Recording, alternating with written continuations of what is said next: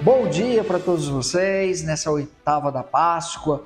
Hoje o nosso evangelho é Lucas 24, do 13 ao 35.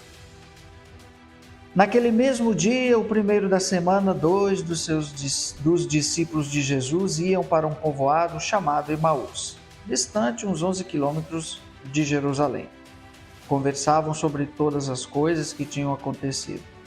Enquanto conversavam e discutiam, o próprio Jesus se aproximou e começou a caminhar com eles. Os discípulos, porém, estavam como que cegos e não o reconheceram. Então Jesus perguntou: "O que ides conversando pelo caminho?" Eles pararam com o rosto triste e um deles, chamado Cleofas, lhe disse: "Tu és o único peregrino em Jerusalém que não sabe o que lá aconteceu nesses últimos dias?" Ele perguntou: "O que foi?" Os discípulos responderam: "O que aconteceu com Jesus, o Nazareno, que foi um profeta poderoso em obras e palavras, diante de Deus e diante de todo o povo. Nossos sumos sacerdotes e nossos chefes o entregaram para ser condenado à morte e o crucificaram. Nós esperávamos que ele fosse libertar Israel, mas, apesar de tudo isso, já faz 3 dias que todas essas coisas aconteceram. É verdade que algumas mulheres do nosso grupo nos deram um susto. Elas foram de madrugada ao túmulo e não encontraram o corpo dele. Então voltaram dizendo que tinham visto anjos e que estes afirmaram que Jesus está vivo. Alguns dos nossos foram ao túmulo e encontraram as coisas como as mulheres tinham dito. A ele, porém, ninguém o viu." Então Jesus lhes disse: "Como sois sem inteligência e lentos para crer em tudo o que os profetas falaram. Será que o Cristo não devia sofrer tudo isso para entrar na sua glória?" E começando por Moisés e passando pelos profetas, explicava aos discípulos todas as passagens da Escritura que falavam a respeito dele. Quando chegaram perto do povoado para onde iam, Jesus fez de conta que ia mais adiante. Eles, porém, insistiram com Jesus, dizendo: "Fica conosco, pois já é tarde e a noite vem chegando." Jesus entrou para ficar com eles. Quando se sentou à mesa com eles, tomou o pão, abençoou, partiu e lhes distribuiu. Nisso os olhos dos discípulos se abriram e eles reconheceram Jesus. Jesus, porém, desapareceu da frente deles. Então um disse ao outro: "Não estava ardendo o nosso coração quando ele nos falava pelo caminho e nos explicava as Escrituras?" Naquela mesma hora eles se levantaram e voltaram para Jerusalém, onde encontraram os 11 reunidos com os outros. E estes confirmaram: "Realmente, o Senhor ressuscitou e apareceu a Simão." Então os dois contaram o que tinha acontecido no caminho e como tinham reconhecido Jesus ao partir o pão. Palavra da salvação, glória a vós, Senhor. Por que será que os discípulos não reconheceram Jesus caminhando com ele? Muito simples, Jesus já estava ressuscitado. Ali era um corpo glorioso.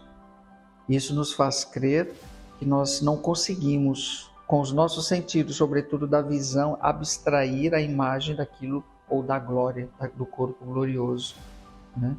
Mas vejam bem que em todo o diálogo eles chamaram Jesus de profeta, né? E esperavam, assim como era a expectativa messiânica, que Jesus viria libertar o povo de Israel da escravidão, do jugo, do poder, do império, que o Messias iria restabelecer o seu reino aqui neste mundo. E Jesus, como Messias, disse a todo instante: "O meu reino não é desse mundo." E a libertação que Jesus veio fazer não foi a libertação do poder temporal, das amarras, das entranhas do poder que o tempo e as pessoas, com a sua ganância e desejo de ter e ser e poder, constroem. Jesus veio nos libertar do pecado, desse pecado que mata a alma e nos leva à condenação. Mas eles não foram capazes de acolher essa ideia, essa mensagem. Mas mesmo assim, na caminhada com Jesus, num gesto, eles reconhecem que é Jesus. ao partir o pão. Poxa, era Jesus e Jesus desaparece. Né? Às vezes é assim também, gente. Gosto muito daquela mensagem Pegadas na Areia, né? Quando a pessoa vai conversando com Jesus, de repente, no outro momento, chega um momento, a pessoa começa a dizer: poxa, no momento que eu mais precisei, o Senhor me abandonou, porque eu vi só um par de pegadas. Ela, sim, foi nessa hora que eu te carreguei no colo, né? Então as pegadas que estavam na areia eram as de Jesus.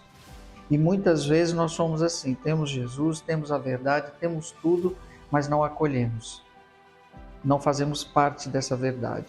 Por algum motivo, nós não queremos trazer para a nossa vida a verdade que está ali aos nossos olhos.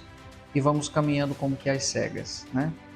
Que a ressurreição possa ser para nós essa referência do céu, né? E que possamos reconhecer Jesus, sobretudo pela igreja, no magistério da igreja, na ação apostólica, para que também tenhamos um dia a certeza de que ressuscitaremos. Então vamos nesse momento, nessa prece, mais uma vez, pedir a Deus que nos dê a graça de aumentar a nossa fé. Ó Deus, todos os anos nos alegrais com a solenidade da ressurreição do Senhor. Concedei-nos em vossa bondade que pelas festas que celebramos na terra, mereçamos chegar às alegrias eternas. Por nosso Senhor Jesus Cristo, vosso Filho, que é Deus e convosco vive e reina, na unidade do Espírito Santo, por todos os séculos dos séculos. Amém. Abençoe-vos o Deus Todo-Poderoso, Pai, Filho e Espírito Santo. Amém.